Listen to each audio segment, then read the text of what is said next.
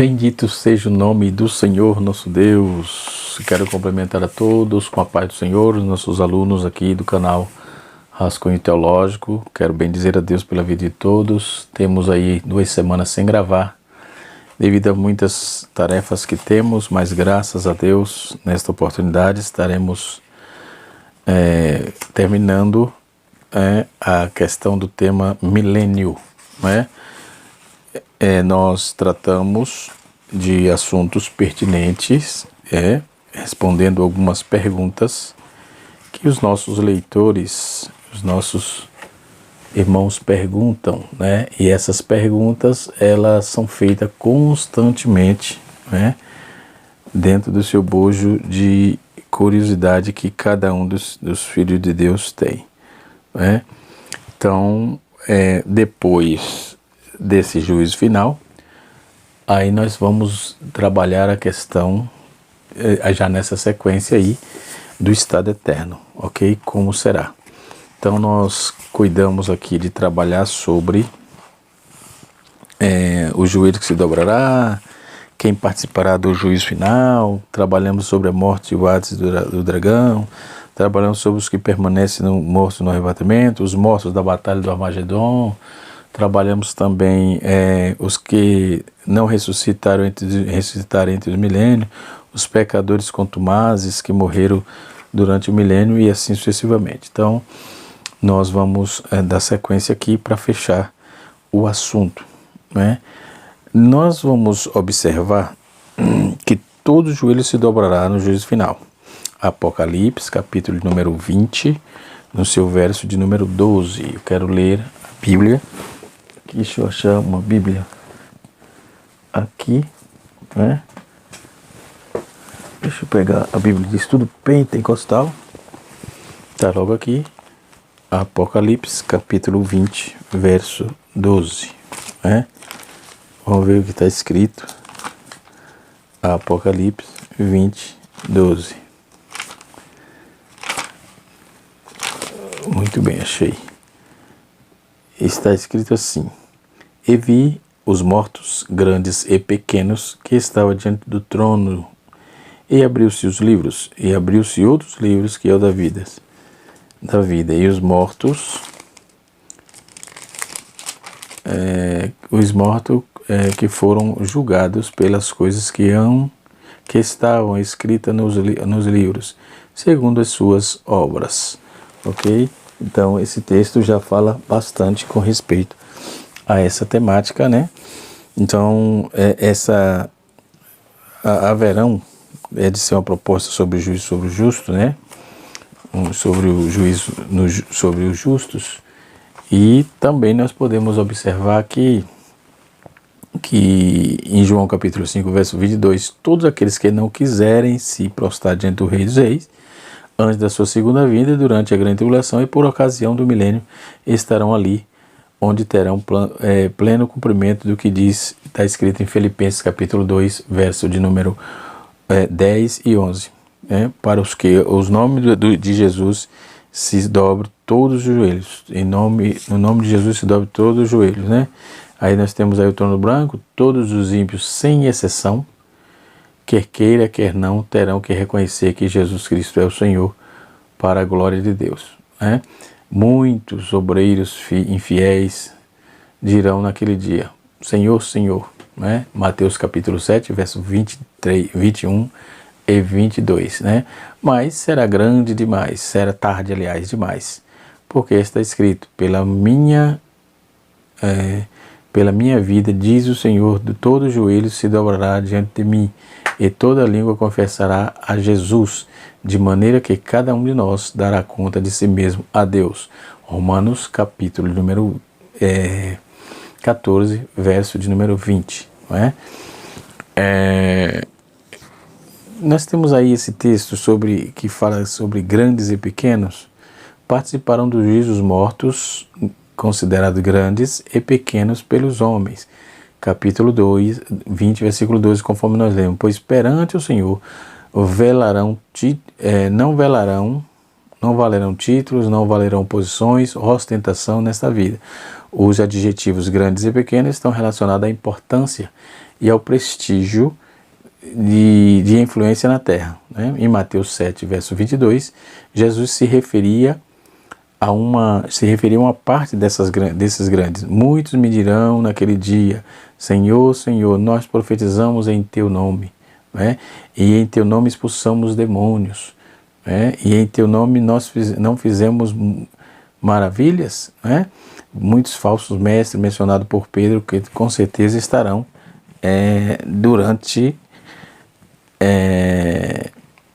com essa argumentação ante o justo juiz. 2 Pedro, capítulo 2, verso número 1 a 13. Esses grandes aqui, que terão apostatado da fé, negado o Senhor Jesus, que os resgatou, o empregado, e empregadas as palavras figurativas, né, por avareza, e entenderão o porquê que o apóstolo Pedro tem empregado todas essas palavras. Melhor lhe fora não conhecerem o caminho da justiça, né? Conhecendo e desviarem-se do santo mandamento que lhe foram dado, né? Em 2 Pedro, capítulo 2, verso de número 21, nós temos os sermões e profecias, exorcismos, milagres que não poderão livrá-los da condenação. Deus não considera a posição social, cor, pele, título recebido na terra. Hoje, ele divide a humanidade em duas categorias: os que estão do lado de dentro e os que estão do lado de fora. Não é? Isso depois vamos ver em Marcos capítulo 4, verso 11, e em 1 Timóteo capítulo 3, verso de número 7. Naquele dia se confirmará, pois os que já estão do lado de fora ficarão fora do céu, de acordo com Apocalipse, capítulo 22, versículo número 15, e capítulo 21, verso de número 8. Né? Nós temos aqui no texto, a priori, ficaram de fora os cães, os feiticeiros, os que se prostituem, os homicidas, os idólatras e qualquer que ame comete mentira. Quem eram os cães? Né? Esse termo no grego é kunes. Kunes, no grego, que é uma metáfora, metaforicamente, fala a respeito da impureza moral e espiritual. Isso é cães, conforme 2 Coríntios, capítulo 7, verso de número 1. O dicionário Vine diz que os judeus usavam, tá aqui o Vine, logo aqui, né? Diz que os judeus usavam o terno para se referir aos gentios, né? Sob a ideia de impureza cerimonial entre os gregos, era um epiteto de imprudência, ou seja, o apóstolo Paulo, ele empregou o vocábulo cães em relação aos maus obreiros que pervertiam essa doutrina. Naquele dia, muitos falsos obreiros, a despeito de terem optado por fazer a própria vontade, a do povo ou a do diabo, em detrimento à vontade do Pai, que estás no céu. Então vão querer justificar-se perante o Senhor, né? Por sua tristeza, esses cães, para a sua tristeza, ouvirão uma dura sentença: nunca vos conheci, apartai-vos de mim, vós que pratica iniquidade. Capítulo 7 de Mateus, versículo número 23. E os tímidos, né? Como diz o texto, ficarão fora os tímidos. Alguém que poderá pensar que o juiz será rigoroso demais, né?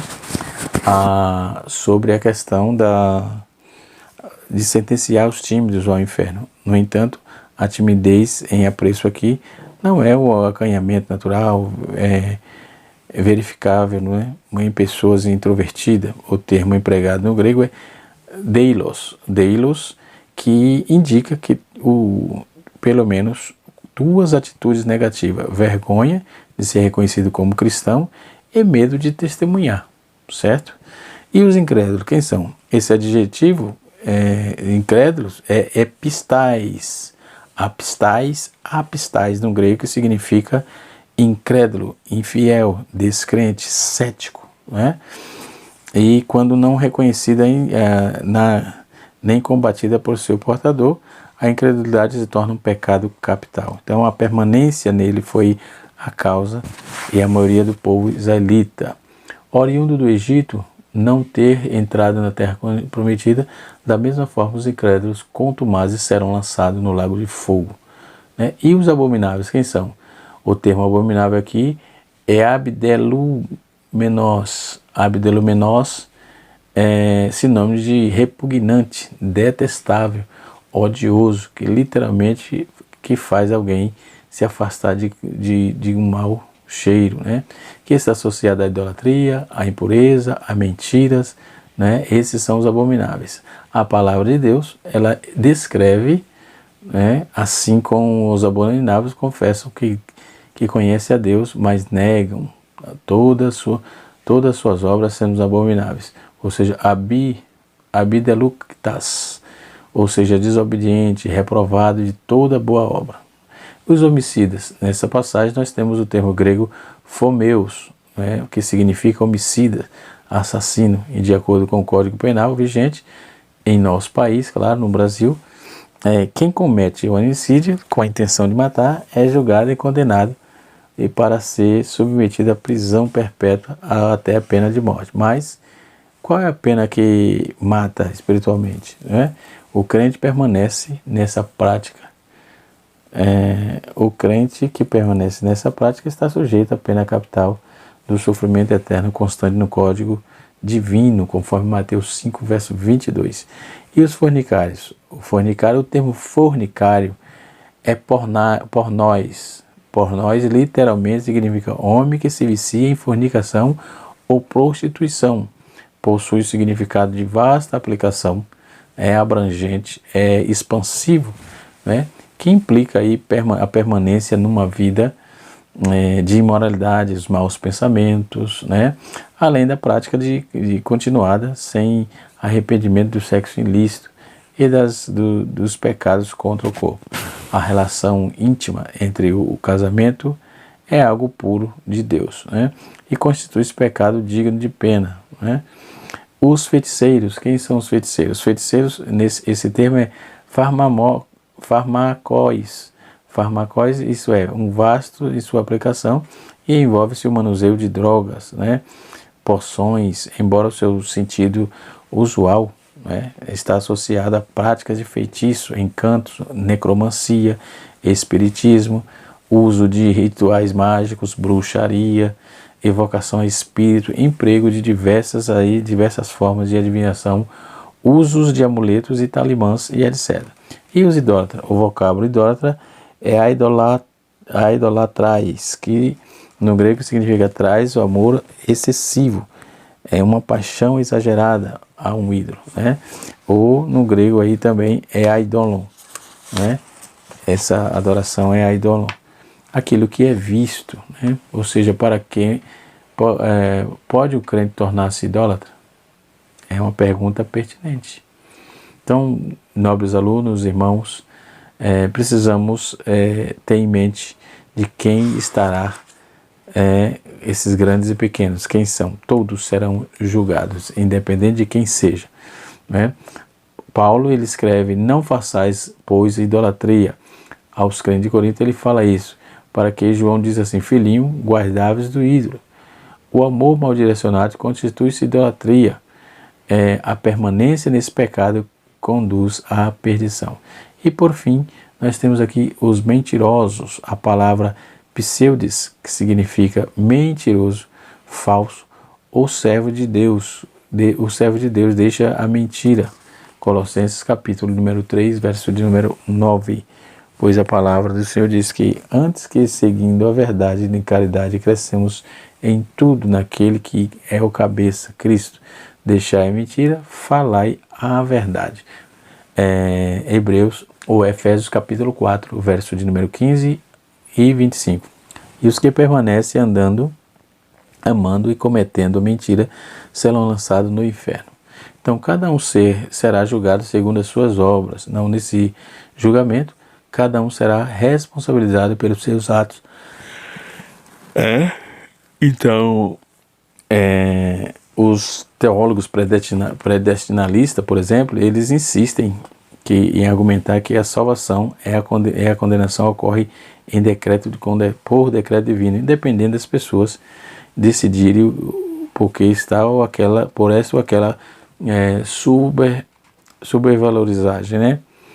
eles supervalorizam, ou melhor, supervalorizam o poder da graça e entendimento ao livre-arbítrio, né? À luz da Bíblia, o Senhor nunca anuncia a todos os homens, né, e em todos os lugares, que se arrependa, pois é determinado o dia em que a justiça há de julgar o mundo por meio de Jesus Cristo, ok? Como será o julgamento e no trono branco, ou no juízo final? Como será isso? Primeiro, tendo conhecido ou não o Evangelho, todos serão julgados segundo as suas obras. Os pecadores impenitentes serão condenados, pois assim, pois todos que pecaram sem lei, também sem lei perecerão. Não é?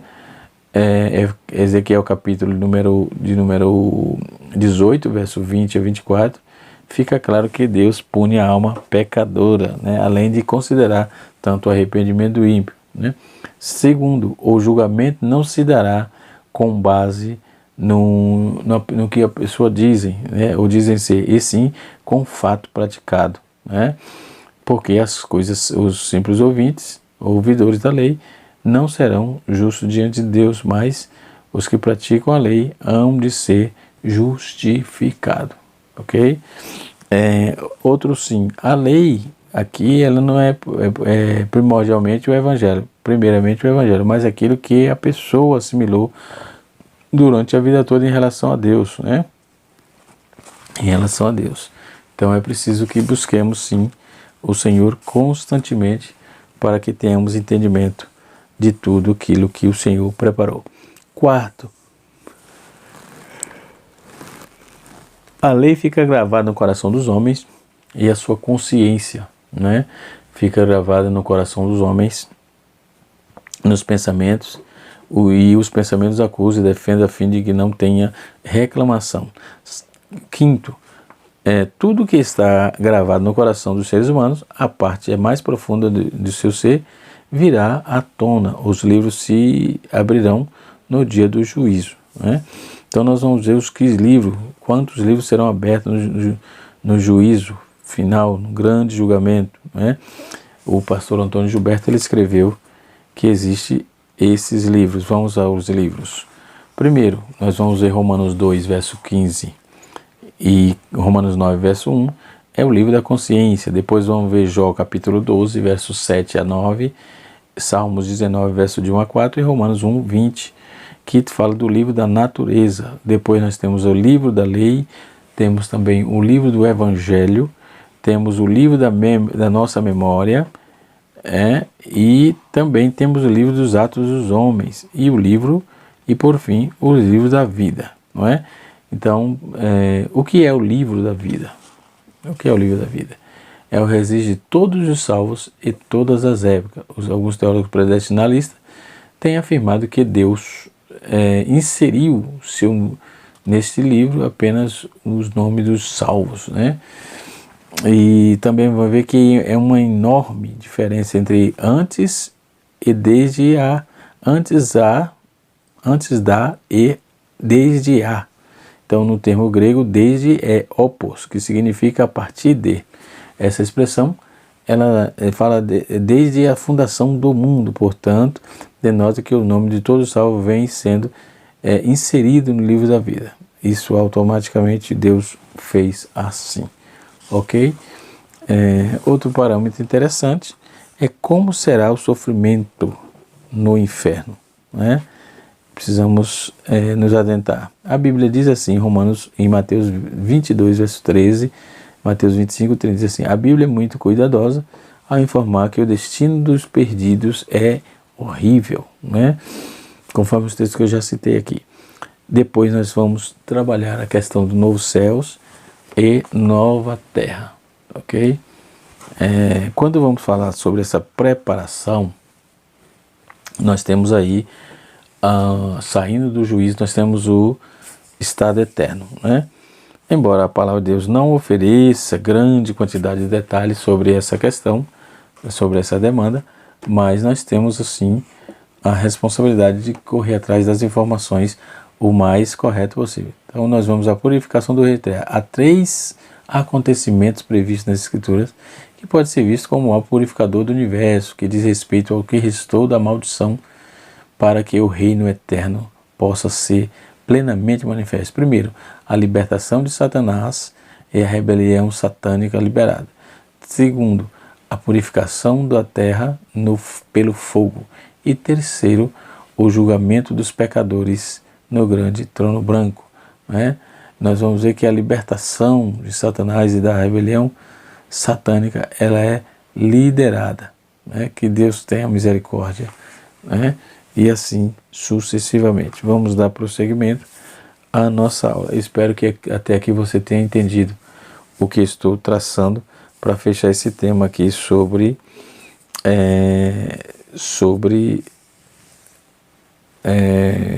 o juízo final. Sobre o juízo final. Ok? Então, dando sequência aqui, nós vamos dar sequência no que estamos trabalhando. Depois disso, nós vamos ter a questão do novo céu e nova terra. Né? Dentro dessa premissa do juízo final, um certo escritor disse: a terra da qual será totalmente purificada pelo fogo, 2 Pedro capítulo 3, verso 10, a finalidade é acabar com todos os vestidos da velha criação, estabelecendo assim uma nova ordem. Não é?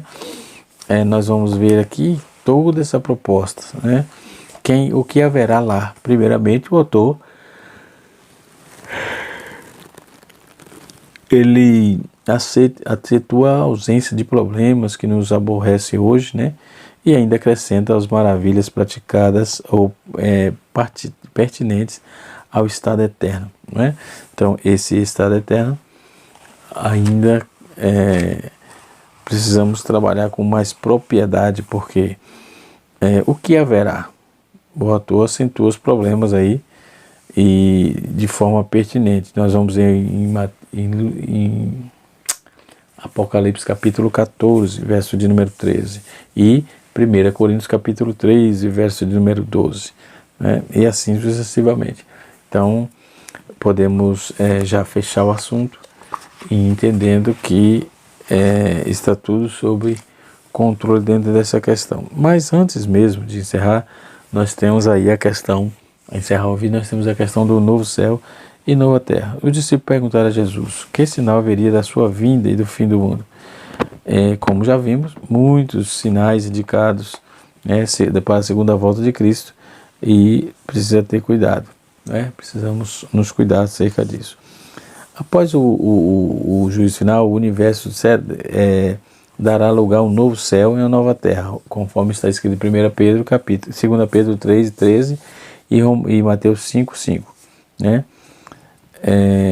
O texto ele nos apresenta informações sobejas para entendermos assim. Qual haverá a santa cidade? Né?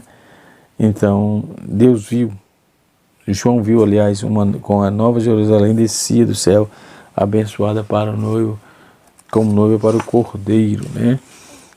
Como será o estado eterno? Aqui agora nós vamos trabalhar, tá certo? Como será o estado eterno? Não haverá mais tristeza, pranto, dor e clamor, né?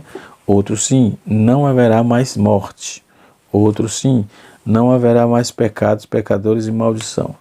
Outro sim, não haverá mais templo, né? Sol, lua, né? Haverá grande alegria, pureza e santidade, né? Haverá grande alegria de pureza e santidade. A santa cidade, deste modo, realmente aí de vida puro, né? Podemos observar em Apocalipse, né? No texto proposto de 21, verso 18. Então, haverá um grande muro de 12 portas, né? E também o rio da árvore da vida, ok?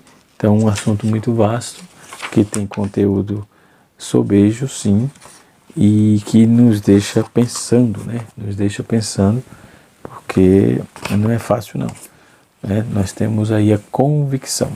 Depois de tudo isso, né? Como diz a Bíblia, depois destas coisas, nós vamos ver o resumo, né? desse trabalho, né? que vem sendo desenvolvido e de forma muito simples, de forma muito objetiva, nós procuramos fazer o máximo possível para o nosso aprendizado, tá certo? Muito bem, eu vou ficando por aqui, canal Rascunho DBD, canal Rascunho Teológico, ensinando para transformar vidas.